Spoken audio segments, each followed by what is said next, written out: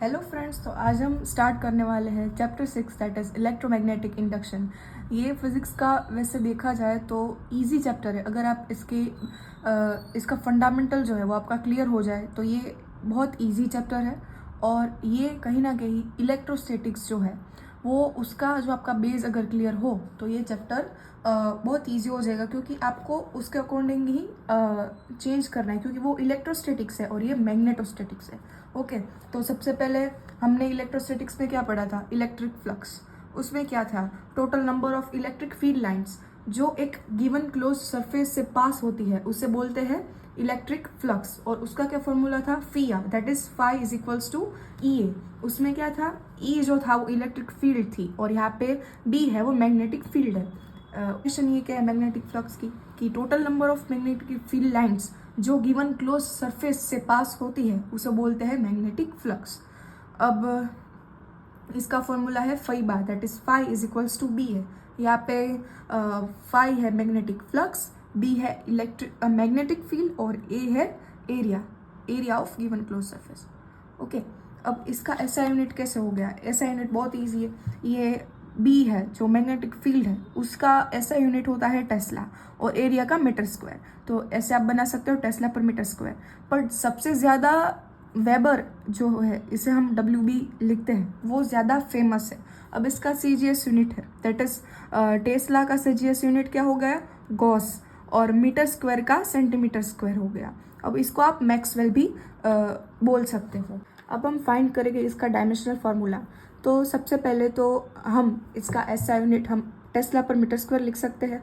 अब magnetic field जो आता है वैसा फॉर्मूला फोर्स का वाला होता है F is equals to B L I, that is बली। ये था हमारा चैप्टर 4 में, वो था that is moving charges and magnetism.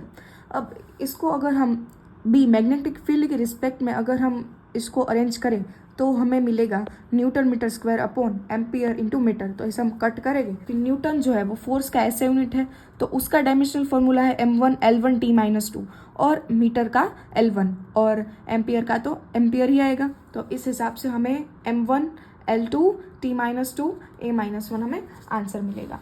अब ये है एक स्केलर क्वांटिटी है मैग्नेटिक फ्लक्स। अगर होती हो तो वो होगी स्केलर क्वांटिटी और अगर क्रॉस प्रोडक्ट होगी तो वो होगी वेक्टर क्वांटिटी। अब हमारा नेक्स्ट टॉपिक है that is Faraday's experiment for EMI, that is electromagnetic induction.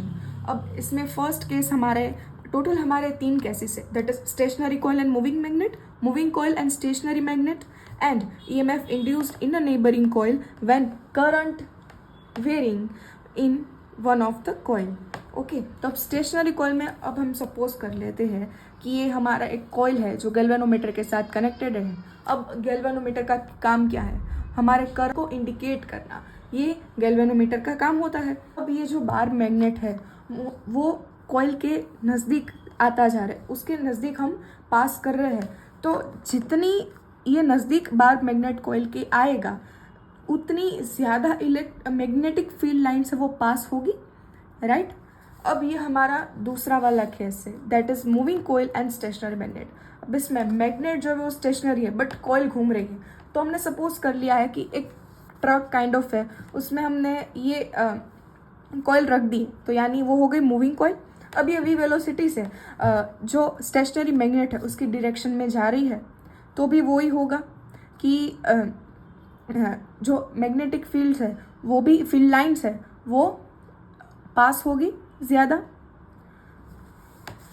अब है इलेक्ट्रोमैग्नेटिक फोर्स यानी कि EMF induced in a neighbouring coil when current varying in one of the coil. Coil हमने बना दी है, उसमें से अब हम करंट पास कर रहे हैं, तो इसमें EMF इंड्यूस होगा ना, क्योंकि EMF जो है वो नेबरिंग कॉइल यानी इसमें से कोई भी एक कॉइल में वेरी कर रहा है तो दूसरी कॉइल में भी वेरी होगा और करंट पास होगा।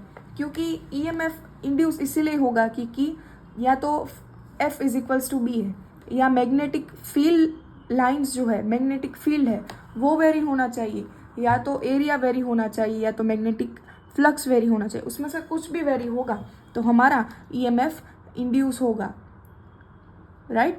अगर स्टेबल होगा तो EMF इंड्यूस नहीं होगा, ये वेरिंग होना चाहिए।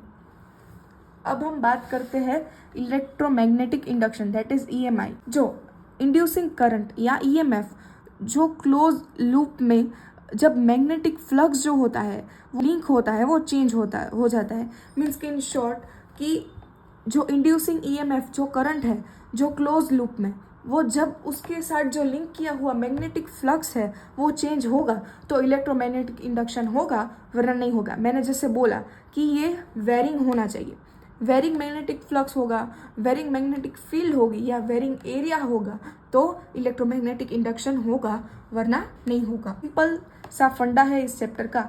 ये बात अगर क्लियर हो गई हो तो ये चैप्टर बहुत ही इजी हो जाएगा, क्योंकि यहाँ पे 2-3 ही ऐसे फंडामेंटल फार्मूलाज है जिसको आप न्यूमेरिकल्स में यूज़ करने वाले हो। अब बात आती है लॉज ऑफ इलेक्ट्रोमैग्नेटिक इंडक्शन। हमने पहले फैराडेज के एक्सपेरिमेंट हमने पढ़ लिए, हमने इलेक्ट्रोमैग्नेटिक इंडक्शन क्या होता है वो भी पढ़ लिया। अब हम पढ़ेंगे इसके लॉज। तो फैराडेज के लॉ, एक तो फैराडे के 2 लॉ आते हैं और दूसरा लेंज लॉ, जो कि बहुत इंपॉर्टेंट है, 2 मार्कर में पूछा जाता है। तो फैराडेज लॉ हम पढ़ते हैं, जो कि फर्स्ट लॉ है कि it gives the definition of electromagnetic induction whenever magnetic flux linked with a given closed loop is changed, EMF current is induced in it। जैसा मैंने इलेक्ट्रोमैग्नेटिक इंडक्शन समझाया वो ही है कि इलेक्ट्रोमैग्नेटिक इंडक्शन की डेफिनेशन देता है कि अगर क्लोज लूप में मैग्नेटिक फ्लक्स जो है वो लिंक किया हुआ है, जो चेंज होता है तो ही EMF या तो फिर करंट है वो इंड्यूस होगा। अब ये फैराडेज का सेकेंड लॉ हम पढ़ते हैं। जो EMF है एक कॉइल में, वो rate of change of magnetic flux, यानी मैग्नेटिक फ्लक्स है वो चेंजिंग हो रहा है तो EMF जो है वो इंड्यूस होगा वो गिवन कॉइल में, that is E is equals to minus d∅/dt। इसको हम बोलते हैं epsilon. Epsilon is equals to minus d∅/dt। अब हमारे पास n टर्न्स दिए गए हैं तो हम कुछ नहीं करेंगे, n को हम लगा देंगे, that is minus n d∅/dt। अब हमें एवरेज EMF फाइंड करना हो तो उसका फॉर्मूला है माइनस del∅/del t। तो अब उसको हम φ2 माइनस φ1 भी कर सकते हैं, क्योंकि अगर हमें del∅ फाइंड करना है और सिमिलरली अगर n टर्न्स हो तो आपको उस हिसाब से n लगाना है। अब हम पढ़ते हैं लेंज लॉ, जो बोर्ड्स के हिसाब से बहुत ही इंपॉर्टेंट क्वेश्चन है, 2 मार्कर्स में पूछा जाता है, CBSE एंड GS भी बहुत। अब लेंज लॉ है वो law of conservation of energy को फॉलो करता है। अब लेंज लॉ सिंपली ये कहता है कि अगर इसमें EMF इंड्यूस हो रहा है कोई क्लोज लूप में तो वो ऑन कोर्स को अपोज करेगा। फॉर एग्जाम्पल यहाँ पे हमारी मैंने यहाँ पे बार मैग्नेट है उसको मैं ओपोजिट डायरेक्शन में ले जा रही हूँ, कॉइल की ओपोजिट डायरेक्शन में ले जा रही हूँ, तो अट्रैक्ट करने के लिए यहाँ पे साउथ पोलैरिटी जनरेट हो जाएगी ताकि मैग्नेटिक फील्ड लाइन्स है वो इंड्यूस हो, EMF इंड्यूस हो। अब यहाँ पे सिमिलरली कि सेम डायरेक्शन में बार मैग्नेट को ले जा रही हूँ तो यहाँ पे नॉर्थ पोलैरिटी जनरेट हो जाएगी। अब हमने फैराडेज सेकेंड लॉ से जो डिराइव किया था formula, that is epsilon is equals to minus d∅/dt, उसमें जो नेगेटिव साइन है वो इंडिकेट करती है कि हमारा EMF जो है वो मैग्नेटिक फ्लक्स के चेंज को ओपोज कर रहा है। ठीक है, अगर n टर्न्स हो गए तो epsilon is equals to minus d∅/dt हो जाएगा। अब हम लेंज लॉ को बेटर अंडरस्टैंडिंग के लिए अब हम उसके एग्जाम्पल एंड सम क्वेश्चंस करेंगे। अब ये है example 6.4 that is from NCERT। अब इसमें दिया गया है ओके, तो ये इनसाइड आ रहा है, इनवर्ड आ रहा है, तो अब हम इसे आउटवर्ड ले जाएंगे तो इसका जो EMF है वो डिक्रीज होगा। तो अब हम क्या करेंगे, इस आउटवर्ड, ये इनवर्ड था अब ये आउटवर्ड आ गया तो अब हमें इसे एंटी क्लॉकवाइज हो गया।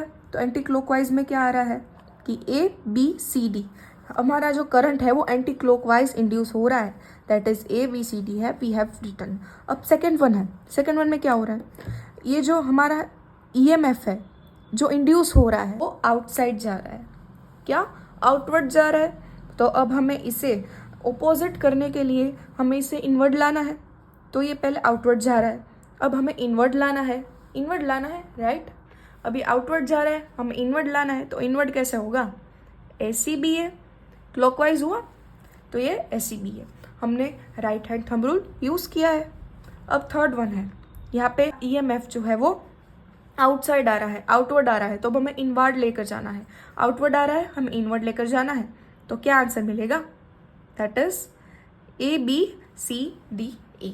तो हमारा जो करंट जो है वो इंड्यूस्ड होगा वो हमारा क्लॉकवाइज इंड्यूस होगा।